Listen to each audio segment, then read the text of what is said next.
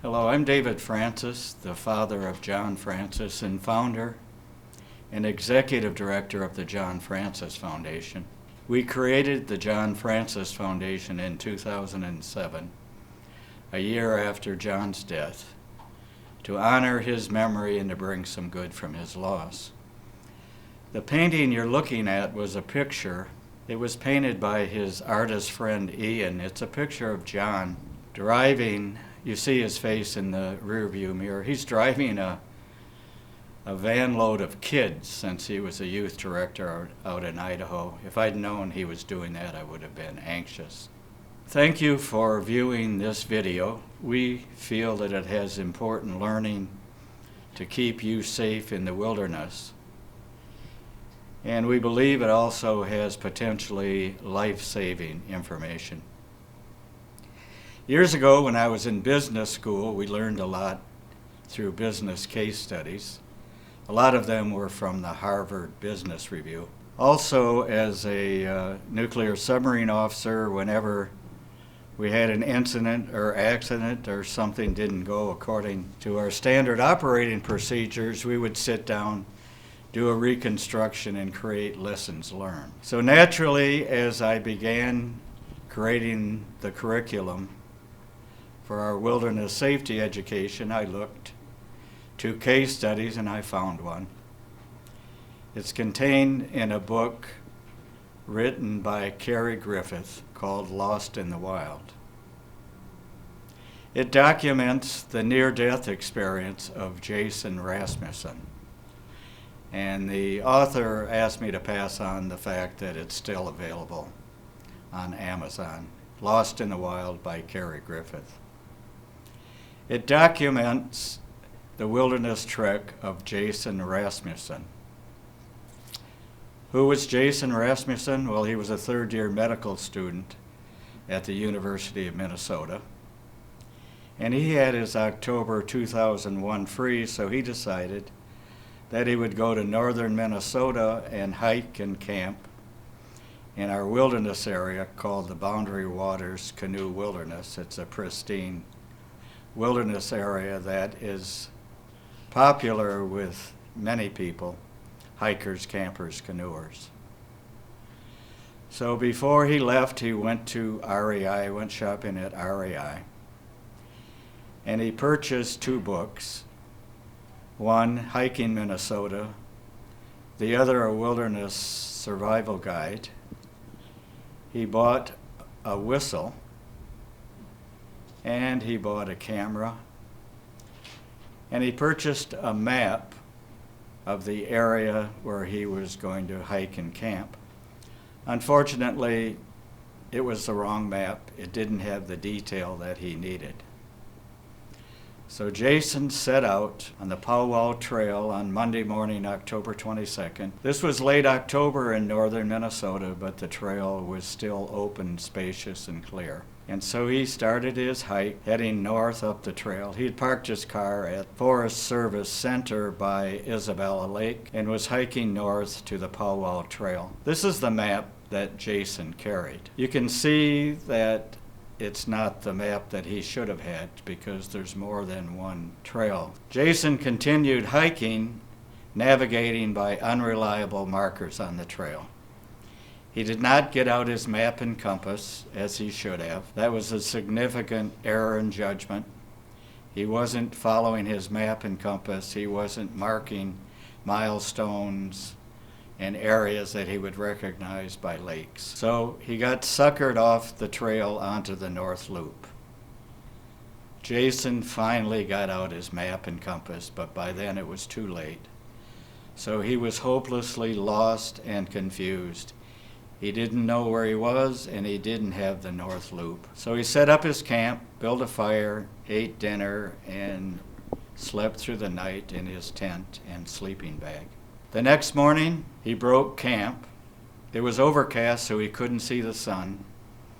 And he continued doing his poor navigation by walking east, believing he was walking west on the Powwow Trail. Again, he got hopelessly lost, confused, but this time he hiked into dangerous, swampy, boggy area Started to rain and cold weather came in. He continued hiking, again thinking he was on the Powwow Trail. He wasn't. So again that evening he set up his tent. He built a fire because he had matches, gathered wood. Next morning, his third day out in the wilderness, October 24th, Jason makes another serious, significant error in judgment. Again, he thinks he's on the Powwow Trail and that if he just goes south, he'll reconnect. He has south on his compass and he's using his cartoon map. And he starts bushwhacking through the forest. Here's a picture of what his world looked like that day. Thick forest, no trail, and he loses his map. So he sets up camp again, spends the night. The next morning he gets up and he walks away from his camp. He leaves his campsite, puts on his day pack. He turns around, heads north to try to find his campsite. Well, he can't find his campsite. So he's in the wilderness, he's in thick forest, he's not on trail, he's lost his map. It's getting dark, he doesn't have any shelters. So he looks around and he finds this giant fallen pine tree. So he hollows out an area in the pine tree. So he hunkers down that evening. It's below freezing. He's suffering from hypothermia. All he has is a little bit of water and his power bar. That evening, a snowstorm comes through. Remember, this is northern Minnesota on the Canadian border in late October. Snowstorms are not uncommon. He's listening to falling snow and howling winds and large trees falling down, hoping that a pine tree doesn't fall on his makeshift shelter. So he wakes up the next morning, and this is what Jason's world looks like. He's in a deep forest. He's not on the trail. It's sub-freezing. He's running out of food and water, and he's starting to freeze to death. His wife, Linda, back in the Twin Cities, realizes that he didn't return when he was supposed to. She makes a call to the Lake County Sheriff's Office. Lake County contains vast wilderness areas, much of the Boundary Waters canoe area, where many people go hiking, camping, and canoeing. So the sheriff is accustomed to missing, lost hikers, campers, and canoers. So the sheriff assembles a search and rescue team made up of the Minneapolis Department of Natural Resources, the U.S. Forest Service, and several search and rescue units, including search dogs. Two gentlemen arrive, Ken Anderson and Jeff Haase, search expert. They have a communications van bristled with computers and cartography to create maps of areas that needed to be searched and areas that had been previously searched, and create a search plan. I would meet Ken Anderson and Jeff Haase in the summer of 2006 when they came out to Idaho to help us find our missing son. So this is a picture of the command center with a trailer full of communications devices and mapping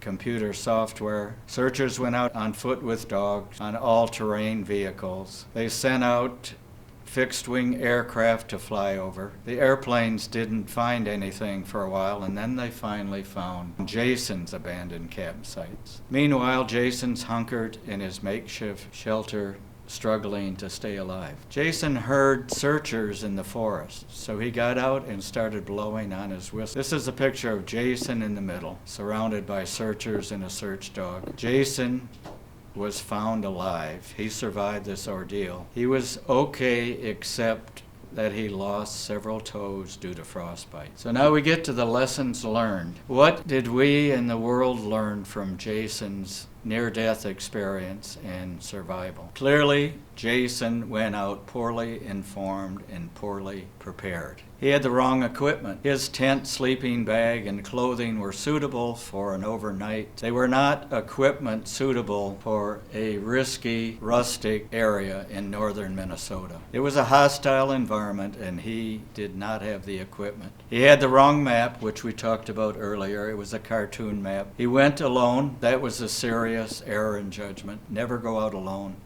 Always have at least one partner. When you're by yourself, the margin of safety is very thin. Another error in skill and judgment is he didn't employ land navigation. He had a map and compass. He didn't use it. He didn't stay in one place to help the searchers. If he had set up camp and stayed there, he would have had food, water, shelter, and he could build a fire and wait till the searchers found him. Another error in judgment is he didn't invest in technology. This was 2001. It was expensive, but it was available. He could have invested in a personal locator beacon. It's an electronic device where you can send out a distress signal to the authorities. It lets the world know that you're lost, you're in danger, and it also gives your geographic position. But this is a survival story. Not only lessons on what not to do when you trek out to the wilderness, but it's a survival story. He had the presence of mind to create a makeshift shelter which kept him alive long enough. He benefited from a robust and professional search effort, and this is unusual, unfortunately. St. Louis County is accustomed to missing persons, and he was a 29-year-old male who was fit, and he had the physical stamina to last for 6 days in the wilderness. So thank you again for viewing this video. I hope it was helpful. I hope you learned from this lesson, and I hope you'll take the lessons with you when you go out into the wilderness so that you're safe, smart, and in charge of your destiny. Thank you, and be careful out there.